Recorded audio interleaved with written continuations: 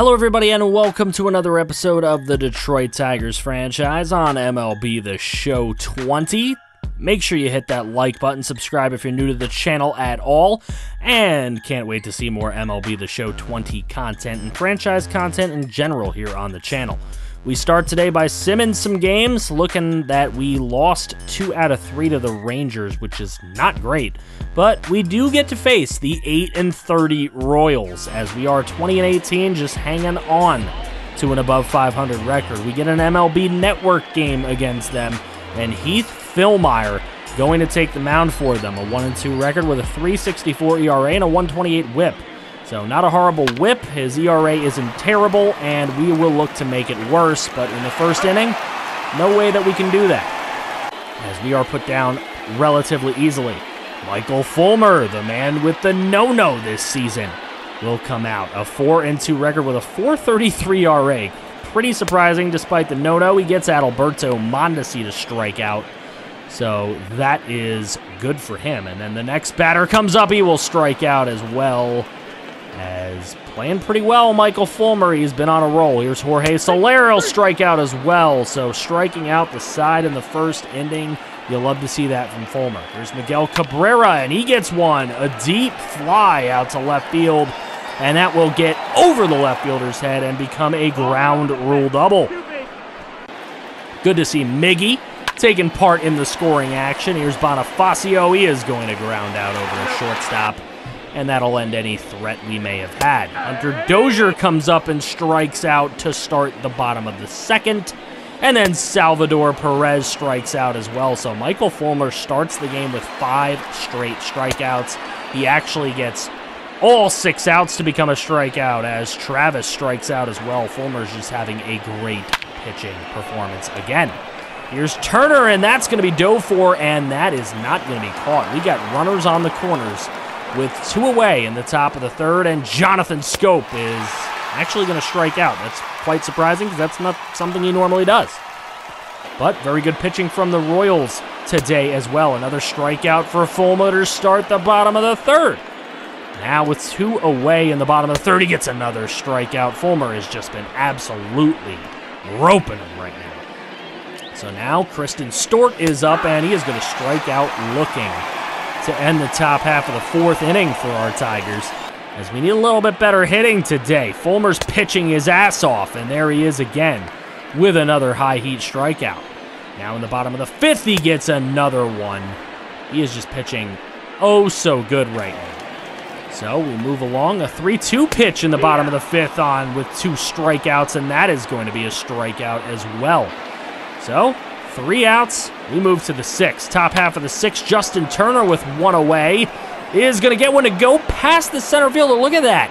He tried to make a sliding, flashy catch, and it is going to end up being a triple for Justin Turner. Absolutely incredible, and that is going to give us an opportunity with runners in scoring position, and Scope's going to strike out, and that's kind of unfortunate. So now we move to the bottom of the 6th, and still getting strikeouts is Michael Fulmer. He gets Casey there. And here is a deep fly ball left field to the short corner, and nice play. Very nice play out and left. So now 3-2 pitch, and that's going to be a strikeout. He thought he had a walk. Boucher thought he had a walk. Get out of here. Go sit down. Here's another one. Sit down, Michael Fulmer says. Just an absolutely great outing. Scott Blewett coming into the game here. He's 0-4 with a 5.77 ERA. He's been absolutely terrible. We're going to try to crush him up, but Jake Rogers isn't going to do that, as he's going to strike out in the top half of the 8th. Here's Richie McGowan, the number 1 overall pick. He's going to strike out as well and get thrown out on the pass ball. So, just a scoreless game all the way into the bottom of the 8th, and Michael Fulmer continues to do what he's been doing all game long. Another strikeout. Here, a ground out over to second. It's going to be a double play ball, and it is taken care of. We move to the 9th with 2 away in the top of the 9th. Miggy swinging through the high heat. He will go down. Scott Blewett pitched pretty well against us, surprisingly. Into the bottom of the 9th, another strikeout for Michael Fulmer. I can't even keep count of how many this man has right now. Here's a grounder over to short, and that is an easy throw on to first base.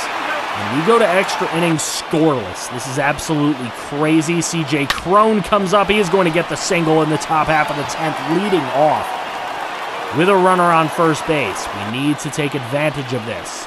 Here's Kristen Stewart. He's going to rope one over into right field, and that is going to be 2 on, no one out. So that'll bring in Bonifacio. He, of course, is going to strike out because he's Bonifacio. And then we have Jake Rogers. He is going to dribble one over to third base. Double play ball. It's taken care of. And we get nothing out of it. So the bottom half of the 10th inning, this is going to be the final out of the 10th inning. Undeniably, Michael Fulmer has one of the best pitching performances of the year as he gives up just 1 hit through 10 innings. This is absolutely roped into the outfield. And look at this. We are going to bring home a run on a Richie McGowan triple. That gives us a 1-0 lead. Josh Stalmont coming into the game here. He is 0-2 with a 3.29 ERA, a horrible average against right-handed batters. And Turner is going to dribble one and be thrown out. But we do get 2 runs in this inning. Hunter Wood coming in as we don't want Fulmer to start pitching the 11th. And Hunter Wood's going to get a chance for a save in the bottom of the 11th here. With 1 away already, he gets the strikeout right there of Casey. With 2 away on the 3-2 pitch, it's Phillips. And he's going to take a walk on the inside pitch. So Hunter Wood allowing a base runner here in the bottom of the 11th. No big deal. Adalberto Mondesi's got a 2.13 average. And he's 0 for 3 today. Absolutely nothing could go wrong except for this. An absolute launch to right field into the bullpen of the Kansas City Royals, and Adalberto Mondesi, with just his 3rd home run of the season, has tied the game in the bottom of the 11th to possibly make sure that this game not only continues, but that they have a chance to win it here in the bottom of the 11th. So absolutely crazy. Michael Fulmer's excellent pitching performance goes to complete waste. And Yusmeiro Petit is coming in this game, an 0-1 record for us, a 1.71 ERA. He's been pitching pretty well, and he's going to get the fly out here to second base.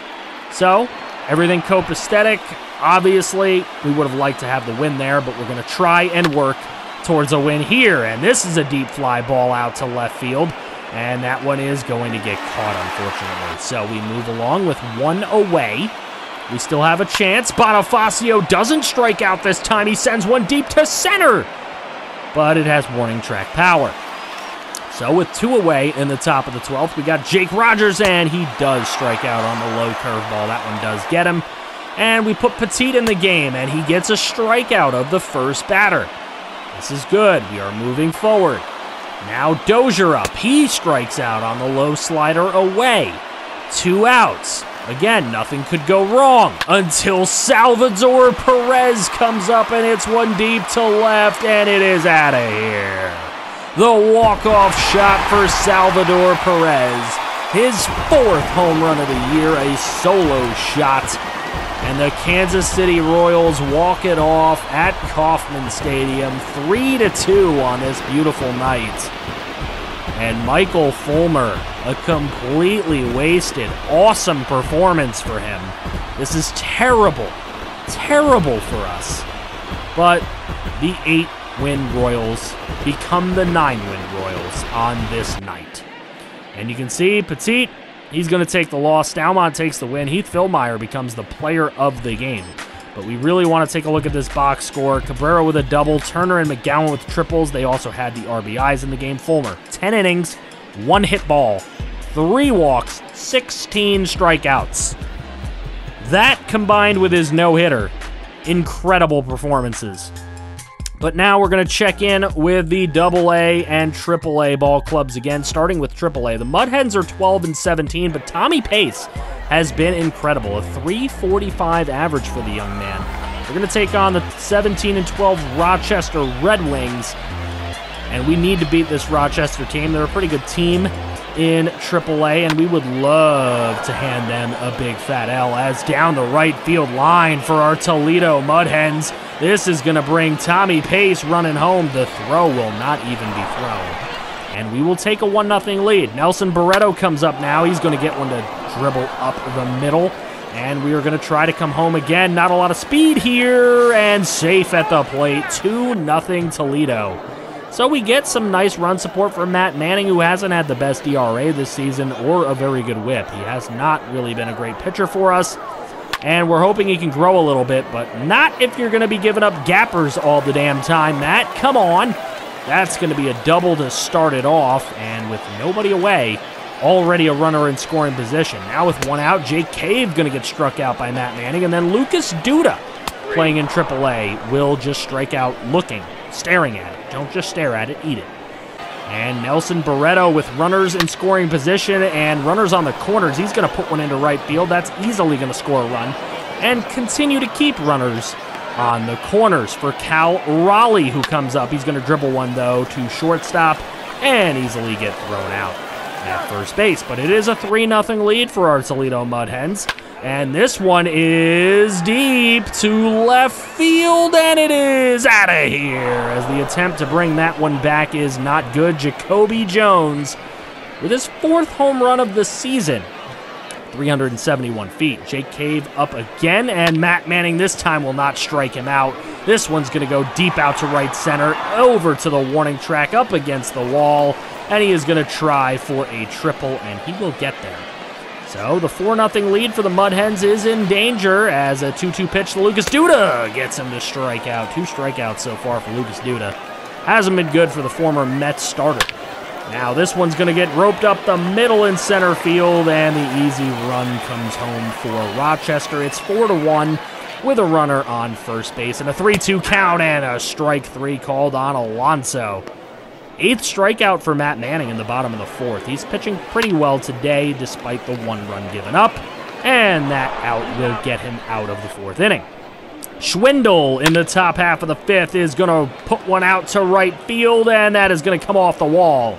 Schwindel is going to get a 1-out double in this top half of the 5th. Travis Demerit comes into the game, and he will strike out as he poses absolutely no threat on that at-bat. 2nd strikeout here for Rogner, and here he's going to pitch, and that one's going to be beautifully caught.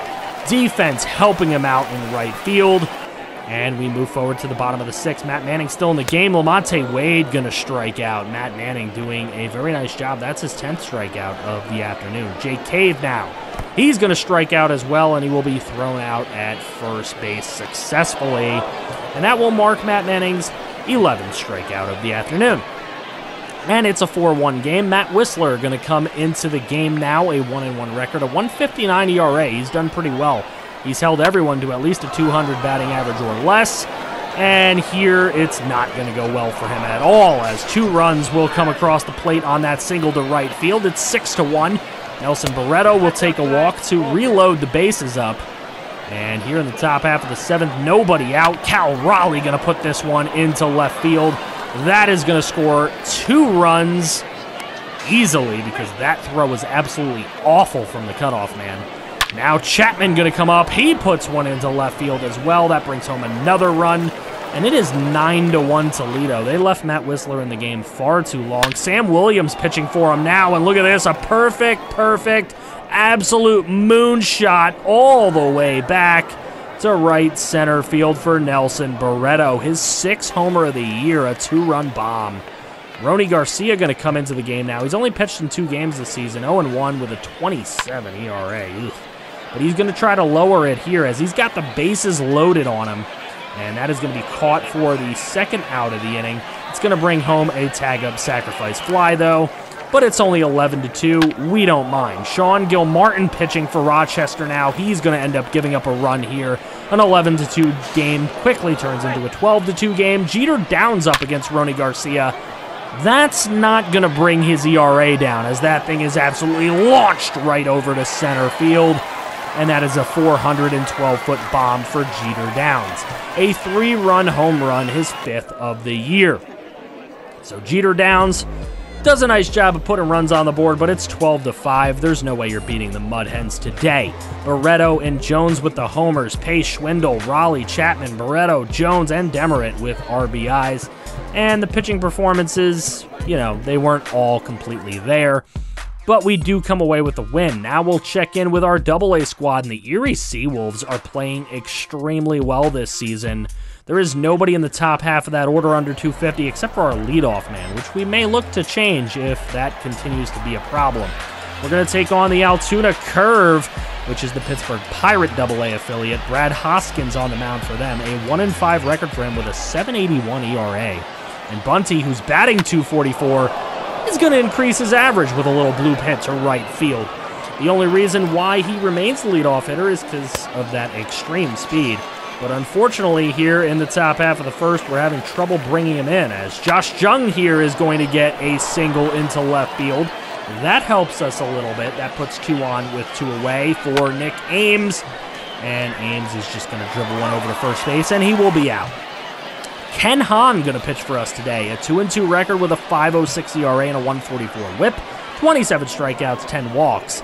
He will face Thomas Reyes here with 1 away, and that's going to get through to left field for a base hit. So Ken Hahn, a little bit of work to do to get out of this inning. Bottom of the first still, and a 3-2 pitch. This one hit into right center field, and coming over is Bunty to make the catch. Bunty then comes up to the plate, and he gets his second hit of the day. This one's going to go for at least a double, and it's probably going to go for a triple. Yes, it is. Bunty easily taking a 3-bagger, and he gets a ribby to go along with it. So Bunty, our worst hitter in the top 6, does a really good job so far in this game. Bunty also going to get pretty much sacrificed home, as that is a dribbler over to first base for the first out of the inning there. Here's Riley Green. He's got one going deep out to left field, and that is going to go up against the wall. Riley Green is going to get a double in the top of the third. Josh Jung with an opportunity to bring him home, and he puts it into center field. That is going to leave runners on the corners, as Riley Green did not want to test, but he probably could have there. Nick Ames comes up to bat, though, and he doesn't make it a problem as he gets that one to drop into center field. We continue to keep runners on the corners, and it's 3-0 Erie. Miguel Amaya, the catcher, coming up, and this one is going to fall on a perfect liner into the right center field gap. That is going to bring 2 runs home. It's going to be a 2 RBI double, and it's going to make it 5-0 Erie. Blake Weeman coming into the game for Altoona, a 3-3 save opportunities, but he's not here for a save opportunity. He's 0-1 with a 3.27 ERA. They bring him in because they trust him.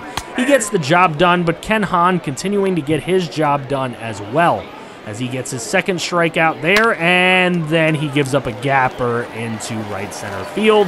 That is going to cause a little bit of trouble, as that is going to put a runner on third base with a triple. Not what we wanted Ken Hahn to do, but he's facing Adrian Valerio here, and he's going to get him to strike out. Great strikeout. That gives him the opportunity to get out of this inning unscathed. Thomas Reyes going to dribble one over to short. This is an easy throw, and it is made to get out of the inning for Ken Hahn. Riley Green up with runners on the corners, and he will strike out on an outside, way outside pitch. Embarrassing strikeout for Green. Isaac Paredes gets a chance to redeem us as he puts this one into center field.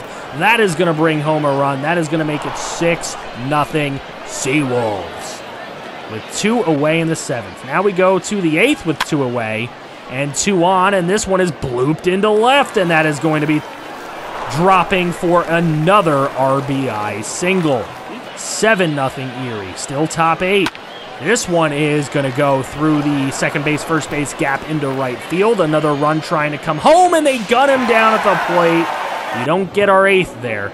Billy Whiter's up at the plate here in the bottom of the 9th, and look at this great defensive play, starting a double play try, and it's no good. So we have to continue playing. This shutout we really want to get, but not going to get over there in time as Bunty. This is going to end up giving up at least 1 run. As a matter of fact, it's going to give up 2. So 7-2 in the bottom of the 9th with a runner on second. Justin Conrad going to strike out. Clayton Andrews gets him, and we do get the surefire win. 7-2 Erie Seawolves. So a good day as far as the minor league teams are concerned, even though we weren't able to beat the Royals in the majors. We have RBIs from Paredes, 2 from Amaya, Moniak, 2 from Ames, and Bunty. A perfectly pitched game from Ken Hahn. You can't be angry at the way he pitched. We were able to tag up Hoskins. They put Weeman in. Weeman got us for a good little while before we were able to get more runs, but we did a pretty solid job. The rest of the Royals series, we end up winning the Royals series 2-1. Then we get revenge against Texas after they took 2 from us. We take 2 from them, so not too bad. We're sitting at 23-20 on May 14th. Where we will be taking on a very tough stretch of teams. We're taking on the Rockies. They're tough. Look at our division, how tough this division is. The Royals only have 9 wins, but everyone else has 23 or more. This Central is going to be a dogfight. So far in the East, it's also a pretty nice fight, except for the fact that the Yankees have a decent lead. And in the West, the Athletics, one of the best teams in baseball at 30-16. Wild card right now is between the Astros and the Angels. Hey, we're 3 games back. We didn't expect to be anywhere near that kind of a fight early on. The Phillies lead the NL East over the Mets by 2.5. The Cardinals lead the Central by 1.5 over the Cubs. And in the West, it's the Padres by 2 games over the Rockies. Don't sleep on the Dodgers, though. They're just 3 games back. Rockies and Mets currently hold the wild card with the Dodgers a half a game out.